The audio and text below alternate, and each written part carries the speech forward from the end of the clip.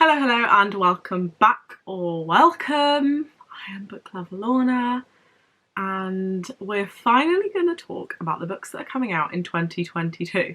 Now, you didn't get this video any earlier because there hadn't been that many announcements. I was like, this is pointless. Let's wait a little while, see if some books are announced, and loads have been announced in the last month. So it's finally time. Probably by the time you see this video, there will be more that are announced. So it's time to kind of have a little bit of discussion. This is very much me telling you what books are coming out, me not being 100% sure on the dates. So like, I have my own place where I write down when all the books are going to come out. But when you like look on Goodreads, some of the dates are slightly different. Some of them vary by like a couple of days. Some of them vary by like 2 months.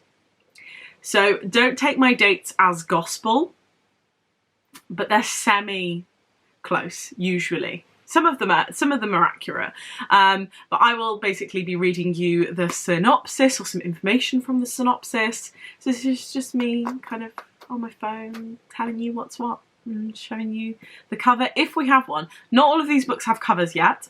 Some of them are on my NetGalley, so I do have some of them that I will be reading hopefully before they release. Hopefully.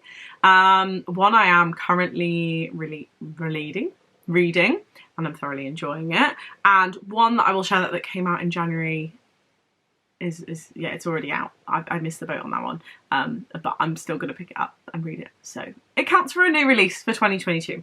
So let's just get into it because this is going to take me a while. Now, Wahala is the book but that came out in January. Wahala by Nikki May. I'm not sure if I've seen any kind of feedback on this one yet. I've seen that people are picking it up. I don't know if anyone's read it that I've seen. So obviously people have read it, but it came out in January. Now, a lot of these have got like a whole page of synopsis, so I'm going to kind of pick the things that we need to know. Okay, debut novel of female friendship following 3 Anglo-Nigerian best friends. Glamorous fourth woman who infiltrates their group. Oh, the most unforgettable girls since Carrie, Samantha, Charlotte and Miranda. I love Sex and the City. Oh, well, I might enjoy this then. Rocky wants happily ever after, 2.2 kids. Friend thinks he's just a long line of dodgy Nigerian boyfriends. Boo has everything Ronky wants, a kind husband, gorgeous child, but she is unfulfilled. Simi is the golden one with the perfect lifestyle. No one knows she's crippled by imposter syndrome. It does sound very Sex and City-ish, doesn't it? Blah, blah, blah, blah, blah. When the high-flying charismatic Isabel explodes into the group, it seems at first she's bringing out the best in each woman. Okay. The more Isabel intervenes, the more chaos sows. She sows. I can't read. Okay, so the friendship is beginning to crack. Wahala, in brackets trouble, is an unforgettable novel from a brilliant new voice. I feel like that could be quite interesting. So definitely looking forward to picking that one up. Now, next one, which comes out on the day that this video goes up, so by the time you've watched this video, it's probably released.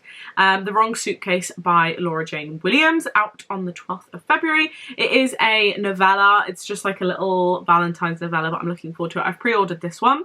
Right place as she touching down in Italy. Izzy couldn't be more excited. She needed a reason to let her hair down, and she knows that the wedding of the year in a lavish Tuscan castle will be just the ticket. Oh, I see. On the morning, there's some weird writing on here and I couldn't make sense of it. On the morning of his best friend's wedding, everything is going wrong for Sam. When he finally reaches the hotel and unzips his luggage, his day goes from bad to worse. This is a bit like Just Haven't Met You Yet, maybe. Suitcase swapping.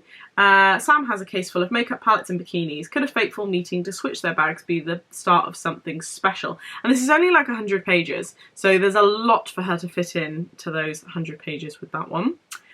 Next is The Paris Apartment by Lucy Foley. Now, I've read The Hunting Party.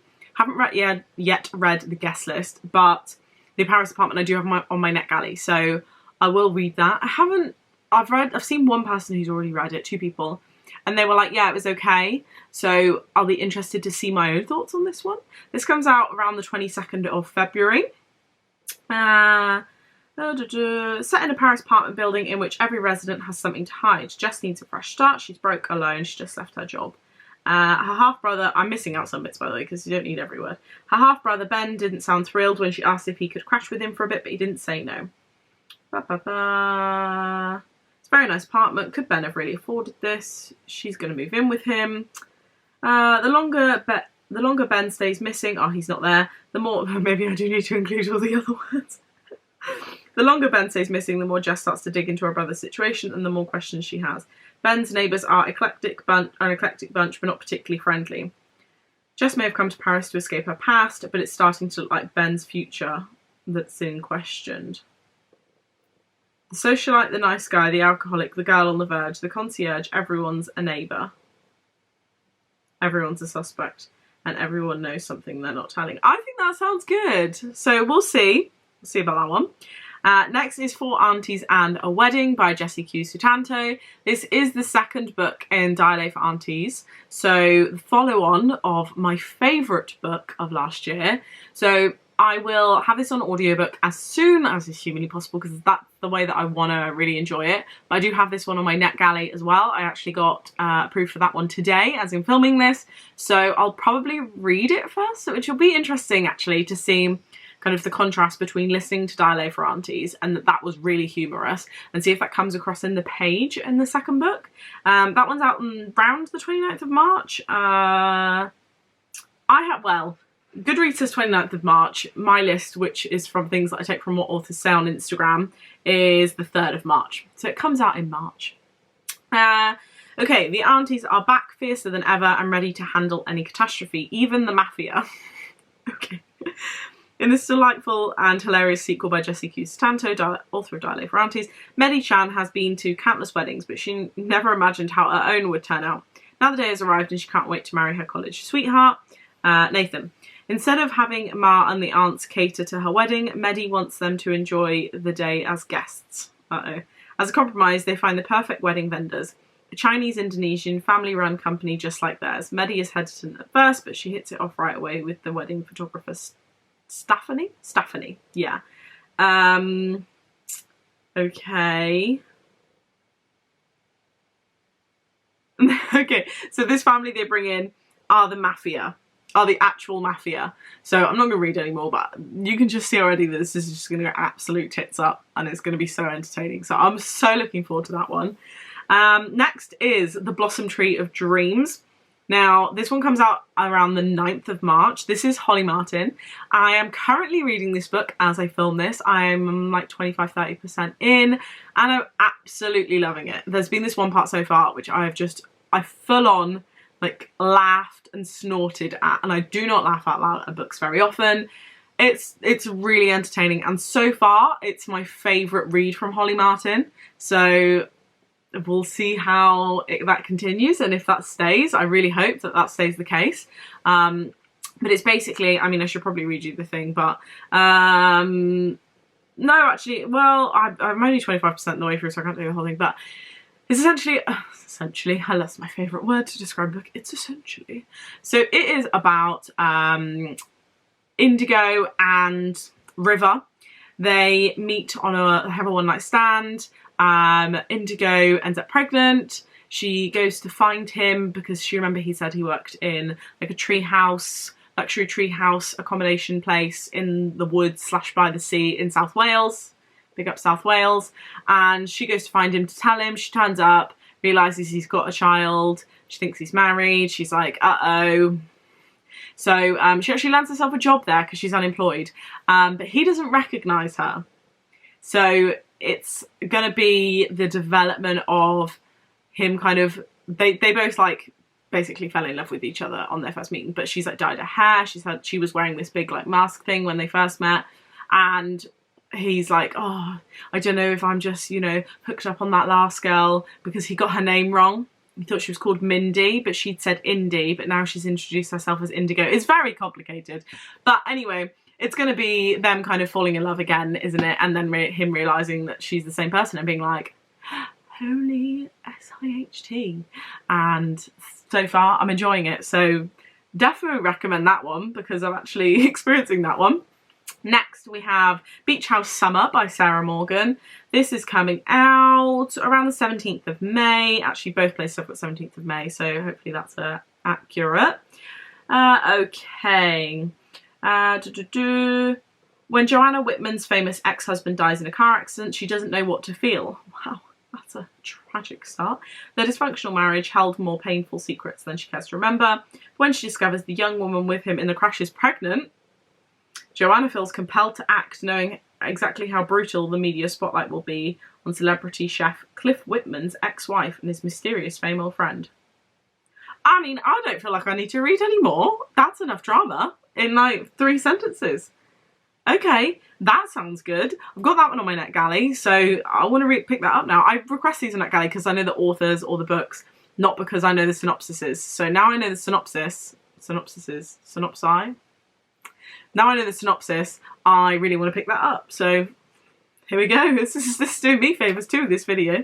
Next we have The Merciless Ones by Namina Fauna. This is second in the Deathless books. So the first one was the Gilded Ones. I really enjoyed that, so I'll definitely be ordering The Merciless Ones. This is 31st of May. Is that right? 31st of May? I've got written the 26th of May. Goodreads is saying 31st of May. End of May. What's it saying? It's been 6 months since Decca has freed the goddesses, that's a long word, and discovered who she really is. There are now wars waging or raging? It says waging across the kingdom. Otterians, I can't pronounce that name, now thinks Jatu are traitors to the nation. Decca is called a monster, but the real battle has only just begun and Decca must lead the charge. Decca is tasked with freeing the rest of the goddesses. This is like a sci-fi fantasy, by the way.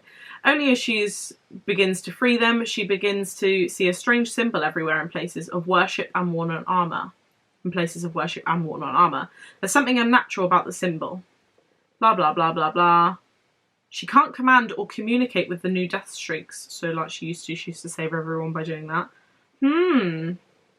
Decca's powers are only getting stronger, but her strongest weapon could be herself. Okay, I didn't really get much from that synopsis, but the first one was really good. So I'm still gonna, I'm gonna read it. I'm gonna read it still. Next is One Night with You by Laura Jane Williams. I have the 26th of May written for this one.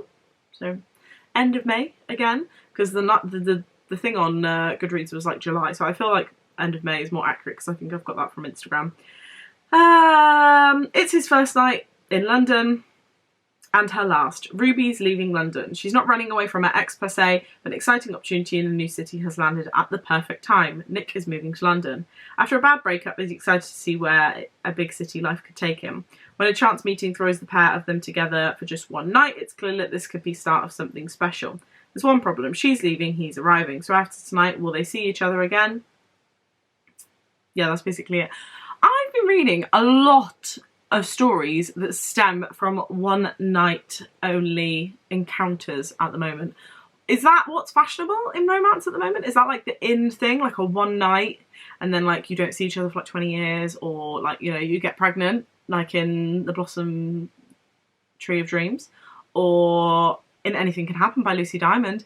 That one came out this year. Why have I not included that one in this? I've already read that one. I didn't rate it, so we won't include that in this video because it wasn't fabulous. That one was a one night stand, and then 20 years later they got back together. So yeah, interesting. I feel like that's the thing of the moment. That one's obviously very, very predictable, stereotypical romance is what I'm thinking. Next, The No Show by Beth O'Leary. This is going to be a test for my thoughts on Beth O'Leary books. I think I've got this one on NetGalley. I think. If I have, I'll read it. If not, I'll request it. The No Show is definitely going to be a test because the Switch, the Flat Share and the Switch I liked. The Road Trip, not so much. So The No Show will be a good test. It comes out on the 12th of April. Does it come out on the 12th of April? Yeah, I've messed up the order here because I had written down spring. Very ambiguous. It's spring. Okay, 3 women, 3 dates, 1 missing man. Okay. Siobhan's been looking forward to her breakfast date with Joseph. She was surprised when he suggested it. She normally sees him late at night in her hotel room. Is this going to be a love square? Breakfast with Joseph on Valentine's Day surely means something, so where is he? Miranda's hoping that Valentine's Day lunch with Carter... Oh, no. Oh, unless it's... Oh, no, it's the same man. With different names. Okay. With Carter will be the perfect way to celebrate her new job. It's his fresh start and a sign that blah, blah, blah, blah. She's been dating Carter for 5 months now. Things are getting serious, but why hasn't he shown up? Joseph Carter's agreed to be Jane's fake boyfriend at a colleague's engagement party, but they've not known each other long and their friendship is fast becoming the brightest part of her new life in Winchester. Okay, I'm not going to read it anymore. That actually sounds quite good. So maybe I'm going to enjoy that more than I enjoyed The Road Trip. We'll see, we'll see. Watch this space. A book that I'm really excited for this year is Hope to Die. Not Hoping to Die, but the book is called Hope to Die. It is by Cara Hunter and it is number 6 in the D.I. Adam Fawley series. So I need to read... Which ones haven't I read? There are 2. Where are they? Well, I don't know where they are on my shelves.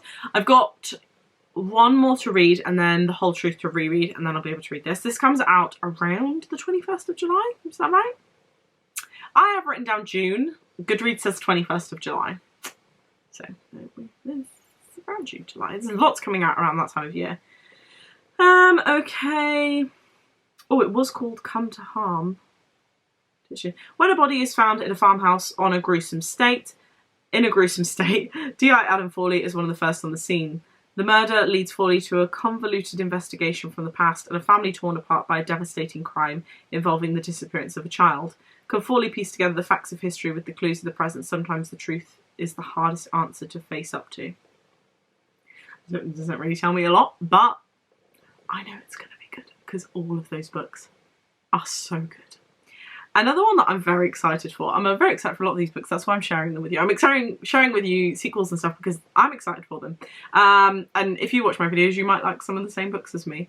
Next we have The Family Remains, which is The Family Upstairs number 2. The follow-on from The Family Upstairs by Lisa Jewell. This one is going to come out 21st of July. That's written in both places, so that's got to be fairly accurate. This one I'm excited for because The Family Upstairs I devoured in a day. So it says, when Rachel Rimmer's phone rings in the early morning, she is shocked to hear her husband's housekeeper sobbing on the line. Her husband Michael has been found dead in the cellar of his house in France and all signs point to murder. The French police conclude that Michael was killed by his gangster associates. They have no idea that the real killer is still out there, his ex-wife Lucy. A year later, she and her children are happily living in London, unaware that Rachel is on the hunt for her. She may never have met this woman, but Rachel knows Lucy was the last person to see her husband alive. Blah, blah, blah, blah, blah.